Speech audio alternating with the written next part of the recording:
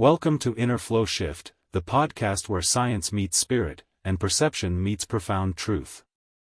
I'm your host, Nick Comwood, and together, we're about to embark on a journey to explore the very fabric of existence, unraveling the mysteries of matter, energy, and consciousness. Here on InnerFlowShift, we tackle into the big questions: what is reality? Is the physical world truly solid, or is it simply an illusion created by vibrating energy? Could everything we see, touch, and experience just be manifestations of a deeper, unseen truth? Whether you're a curious seeker, a scientific mind, or someone on a spiritual path, InnerFlowShift is your space to expand your perspective and explore the interconnectedness of all things. So, take a deep breath, open your mind, and get ready to shift your inner flow. Welcome to today's episode of True Courage is a Love Affair with Uncertainty. Emily had always planned her life meticulously. She knew what she would do each day, how she would run her bookshop, and where she would be in 5 years. Her aversion to uncertainty was rooted in childhood, when her father, a daring mountaineer, left on an expedition one winter and never returned. The uncertainty of waiting, of not knowing his fate, had carved a fear into her heart. Since then, Emily swore she would never take a risk that left her vulnerable to the unknown. But life, as it often does, had other plans. The stranger in the bookshop. One afternoon, as the golden light of sunset poured through the shop windows, a stranger walked into Emily's bookshop. His name was Daniel Blake, a man in his early 40s with windswept dark hair, a leather jacket, and a confident air that contrasted starkly with Emily's reserved demeanor. "Looking for anything in particular?" Emily asked, brushing a strand of hair from her face. Daniel smiled. "Not really. I like to let the books choose me." Emily raised an eyebrow, intrigued despite herself. "An interesting philosophy." He grinned. "Life's more fun when you let it surprise you."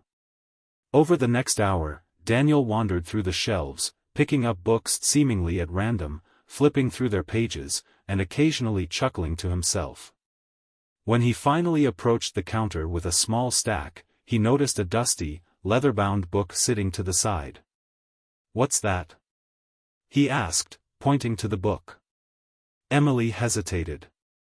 "It's nothing. Just an old journal I found in the attic. My father's." Daniel's eyes lit up with curiosity. "May I?"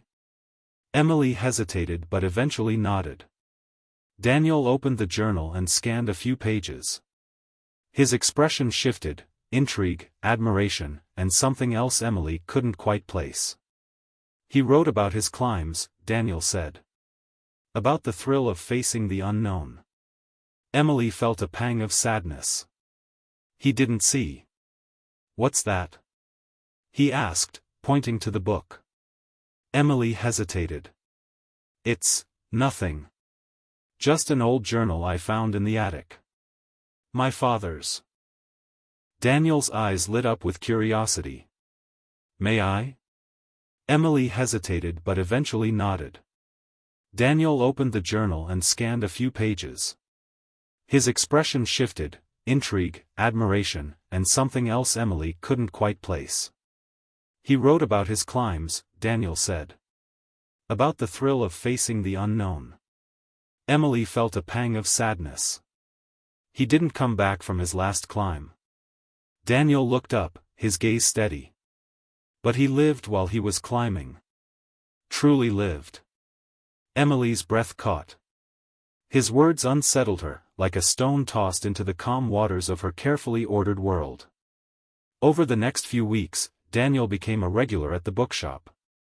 He would browse, chat with Emily, and share stories of his own adventures, exploring forgotten trails, sailing on a whim, and even spending a week in a tiny village where no one spoke English. "You should try it," he said one day. Emily frowned. "Try what?" "An adventure. Something that takes you out of your comfort zone." She shook her head. "I don't do uncertainty, Daniel.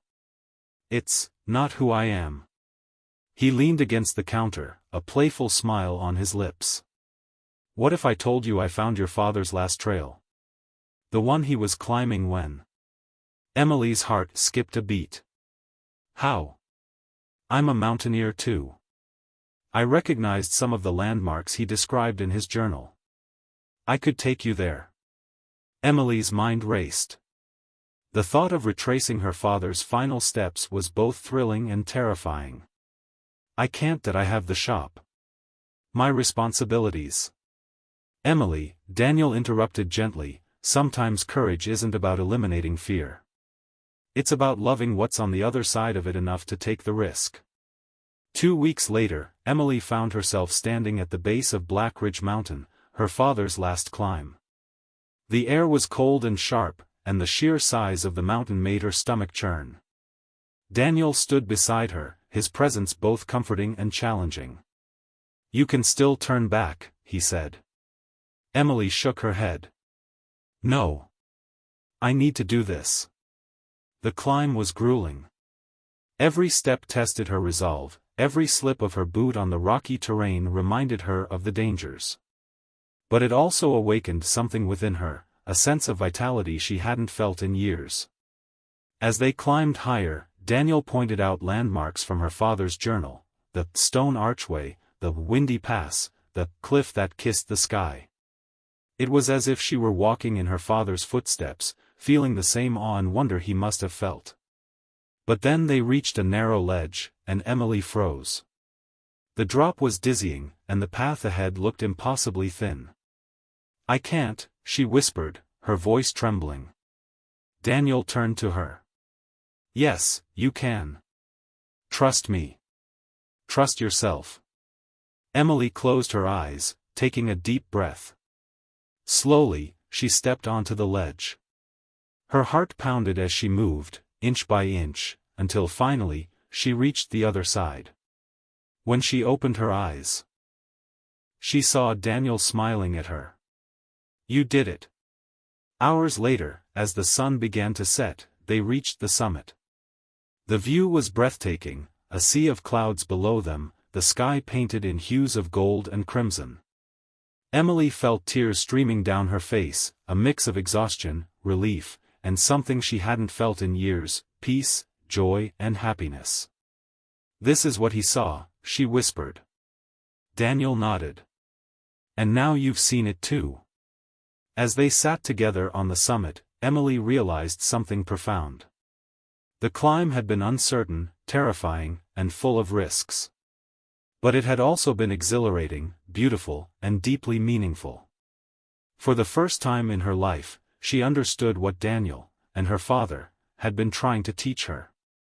True courage wasn't the absence of fear but love of uncertainty. It was the willingness to embrace them for the sake of something greater. The moral. Emily returned to Hawkesbury a changed woman.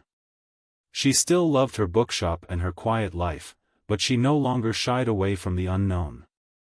She took more chances, whether it was introducing new ideas to her business, traveling to unfamiliar places, or even opening her heart to the possibility of love, with Daniel, who had become more than just a climbing partner.